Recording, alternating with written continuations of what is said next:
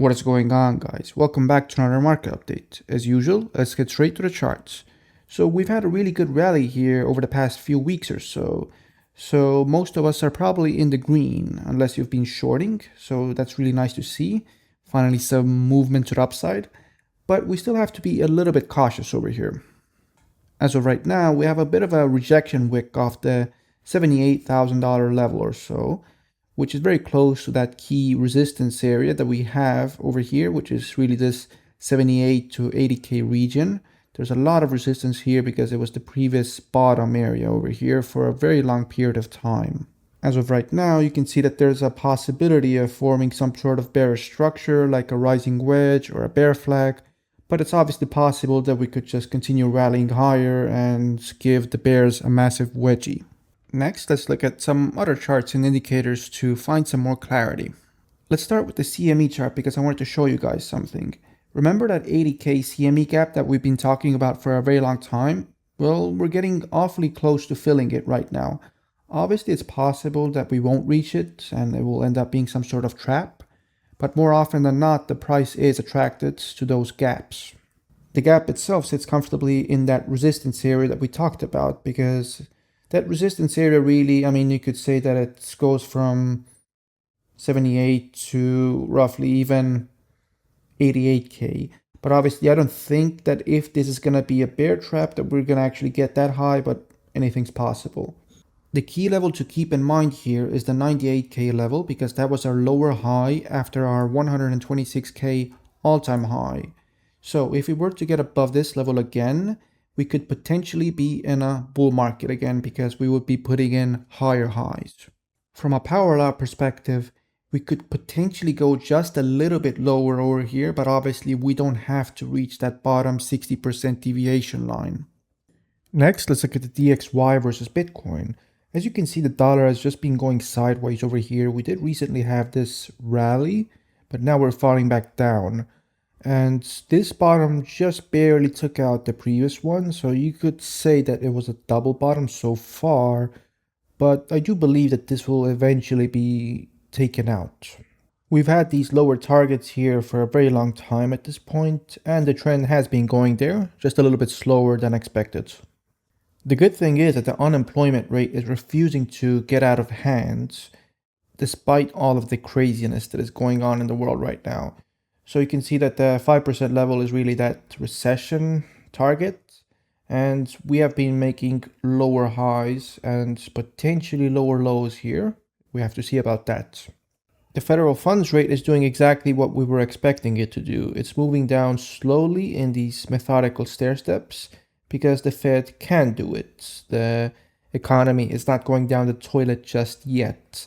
As you can see in the previous recessions, the Fed was forced to cut rates rapidly because things were really getting out of hand. The Fed's obvious goal is to pull off a soft landing. We'll have to see whether this can actually happen this time. And when looking at the S&P, you'd be hard-pressed to find anything wrong with the economy at all because we had the largest rally in more than 40 years recently. Obviously, the stocks can rally even if there's underlying weakness in the economy, but right now, things are not looking that bad. And that's pretty impressive considering what oil has been doing recently. You can also see that there is some sort of correlation between Bitcoin's and the S&P's price action, but obviously it's a pretty muted correlation. The theory here is that people just want to get out of the dollar. So at first people were panic buying gold and silver. Now it's the time for stocks to shine and then Bitcoin will be next.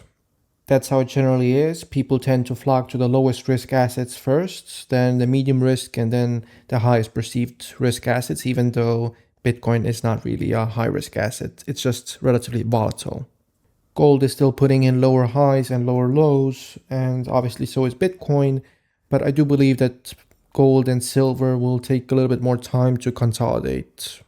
Silver's chart obviously looks a lot more bearish. It really looks like a meme coin that just had a blow off top, but obviously silver is more volatile compared to gold, and right now it's still putting in lower highs and lower lows.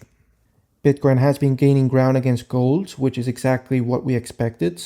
I sold all of my precious metals at pretty much the exact bottom here for the Bitcoin to gold ratio, And right now we do have some resistance here at the 20-week moving average, but we'll have to see what happens next.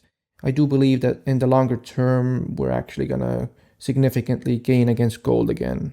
Even though the correlation between Bitcoin's price action and the M2 money supply has been really poor lately, you can see that the underlying conditions for moving to the upside are still there because the M2 money supply is still very strong right now. When looking at the crypto fear and greed index, you can see that the sentiment has massively improved. Technically speaking, our current levels are even higher than the all-time high, which is pretty ridiculous. I don't believe that, but this is what the metric shows. Essentially, people are getting a little bit too euphoric right now, but at the same time, this can also be a good sign that things are getting slightly better. Even if we do end up coming back down again due to some crash, I do believe that the next low has a high likelihood of actually being higher compared to the previous one, which could create some bullish divergence.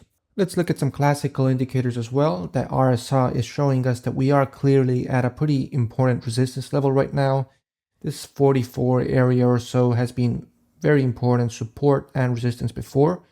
Pretty much all of these bottoms were at this level, and also our previous topped out at 44. So this is something you should definitely keep in mind. When zooming out, you can see that this bottom matches up pretty much perfectly with all the previous bear market bottoms. So it's very unlikely that we will come down and take out this low. Instead, I think it's much more likely that we will do something similar to what happened over here, where we actually put in a new low in terms of the price action, but obviously in terms of RSI, we put in a higher low, which created bullish divergence. So I think this is what's going to happen this time as well, if we do continue dropping here. The MACD also recently had a bullish cross in the weekly chart, and I do believe that it won't cross back down, just like in this situation. Even if we were to come down again, there's a high likelihood of staying in a bullish trend here.